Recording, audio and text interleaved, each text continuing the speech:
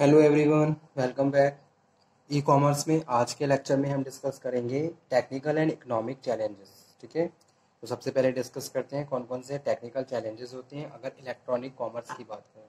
ठीक है, जनरली जैसे कि मैंने स्टार्टिंग में भी बताया था, electronic commerce is refers to the buying and selling of goods and services over the internet or computer applications. अब कंप्यूटर एप्लीकेशंस और internet required proper ICT system, यानी कि information and communication technology system, because in the e commerce you have to interact and communicate with the numbers of parties. ठीक है, जो भी आपकी numbers of parties है उनसे प्रॉपर कम्युनिकेशन के लिए, इंटरेक्शन के लिए आईसीटी सिस्टम रिक्वायर्ड है। इंटरनली सिस्टम के साथ साथ एक्सटर्नल सिस्टम प्रॉपर डेवलप होना चाहिए, तभी आप इलेक्ट्रॉनिकली बिजनेस को प्रोसीड कर सकते हो। जैसे कि अगर मैं कोई भी बिजनेस ऑनलाइन इलेक्ट्रॉनिकली प्रोसीड कर रहा हूँ तो मुझे अपना बिजनेस ऑनलाइन आने के लिए प्रॉपर आईसीटी को फॉलो करना होगा, प्रॉपर सिस्टम, प्रॉपर इंफ्रास्ट्रक्चर मेरे पास होना चाहिए। उसी के साथ जितने भी मेरे नंबर ऑफ पार्टीज होंगी जिनके साथ मेरा कॉन्ट्रैक्ट होगा, चाहे वो कस्टमर्स हो, सप्लायर्स हो, वेंडर्स हो, ठीक है, यानी कि एक्सटर्नल पार्टी, तो उन सब के साथ कॉन्टैक्ट, उनके सब के साथ जुड़ने के लिए भी प्रॉपर आईसीटी सिस्टम को मुझे डेवलप करना होगा। ठीक है, तो वही चीज यहाँ पे डिस्कस कर रहे हैं। ICT system has have to work properly not only within the boundaries of the own organization but also combination with the ICT system of other organizations. ठीक है, interface between the involved system to have defined and documented properly.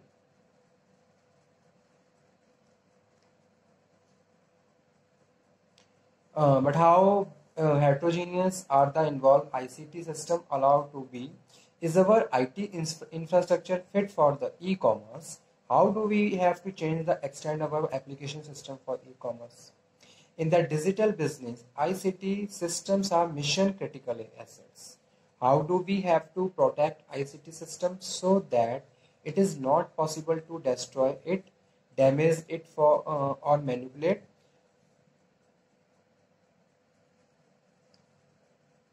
Finally, we have to go realize that e-commerce depend on people. Are the people our IT organizations qualified enough? Can we provide the necessary significant high technical support? ठीक है, तो ये चीज important है। तो वही चीज यहाँ पे हम डिस्कस कर रहे हैं कि भी लोगों के साथ जुड़ने के लिए प्रॉपर आईटी सिस्टम डेवलप करना जरूरी है। जैसे कोई भी बिजनेस अगर मैं ऑनलाइन कर रहा हूँ तो नंबर ऑफ कस्टमर मुझसे जुड़ेंगे, किसके थ्रू? इंटरनेट के through. IT information technology system strong होना चाहिए, जिसके through various number of parties मुझसे जुड़ेंगी, आपस में कम्युनिकेशन होगा, ट्रांजैक्शंस होंगी ऑनलाइन, जिस और इलेक्ट्रॉनिकली बिजनेस को प्रोसीड किया जाएगा। ठीक है, so we have to realise e-commerce depends on people. Are the people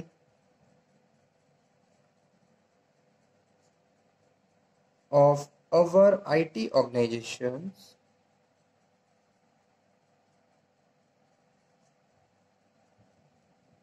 qualified? ठीक है,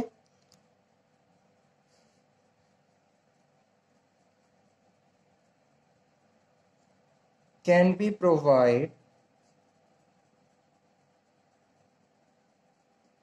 necessary and significantly high technical support?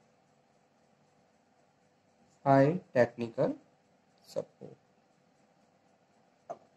Okay, so it is a major challenge for the electronic commerce or e-commerce business practices. ठीक, second one है economic challenges.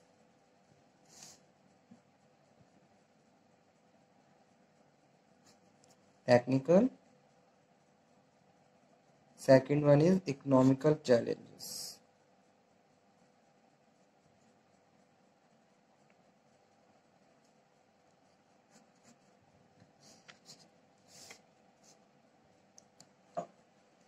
E-commerce is not only matter of technology, it is primarily because it is commerce of matter management and organization. So economic challenges also comprise in electronic commerce. So following questions have to be answered.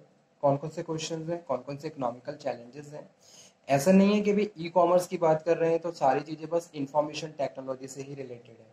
Here also we have to consider the management and the organization's prospect also. ठीक है, management principles, management skills, managerial skills, how to use resources, optimum utilization of resources, or allocation of resources, division of work, all matter must be considered here. Okay, तो कौन कौन से economical challenges होते हैं? तो सबसे पहले है, are our business process standardised?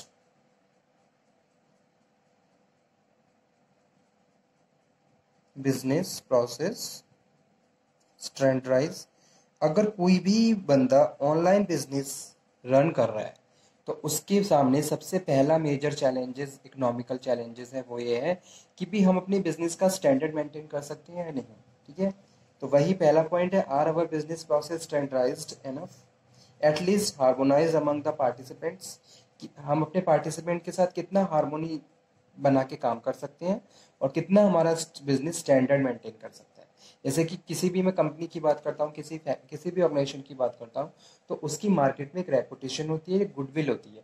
अगर वही बिजनेस इलेक्ट्रॉनिकली प्रोसीड हो रहा है तो क्या उसकी मार्केट में वो गुडविल रहेगी, वो रेपुटेशन बन पाएगी, वो स्टैंडर्ड मेंटेन कर पाएगा या नहीं कर पाएगा वो एंड बिजनेसमैन या जो भी है. ठीक है, तो this is first challenge. Second one है, who is allowed to participate? Are participant trustworthy?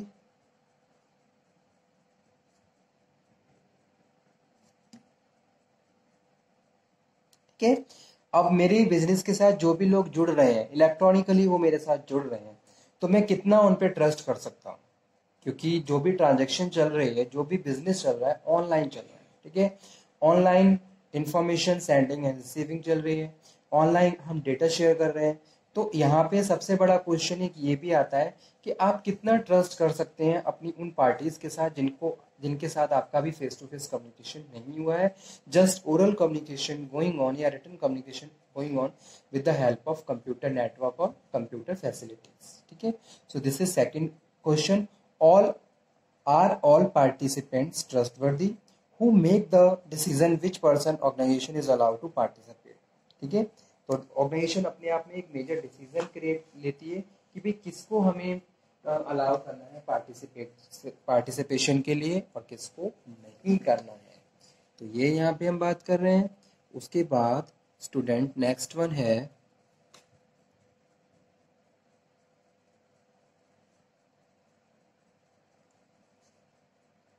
Competition.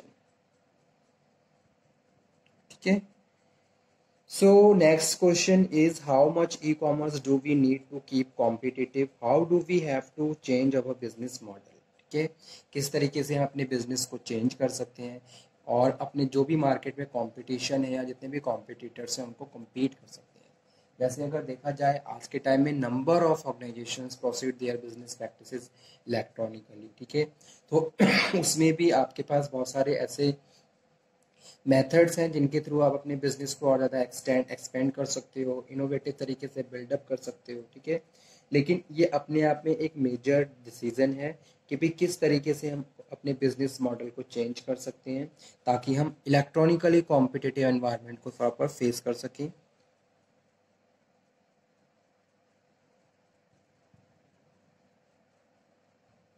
What is going to happen after opening a new electronic sale channel?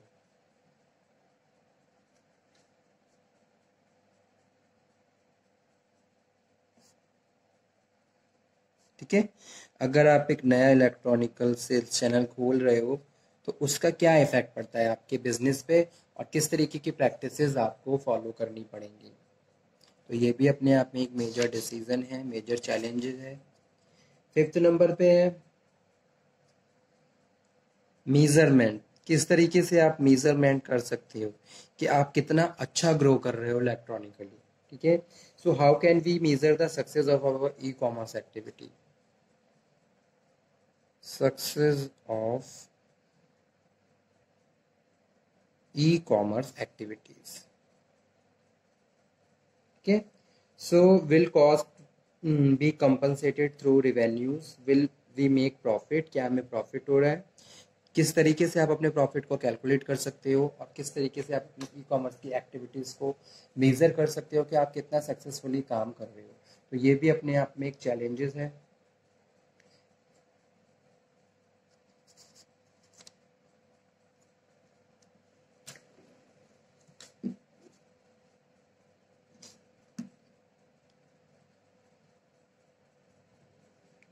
Next one is develop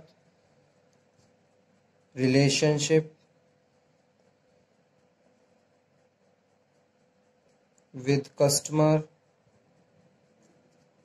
supplier,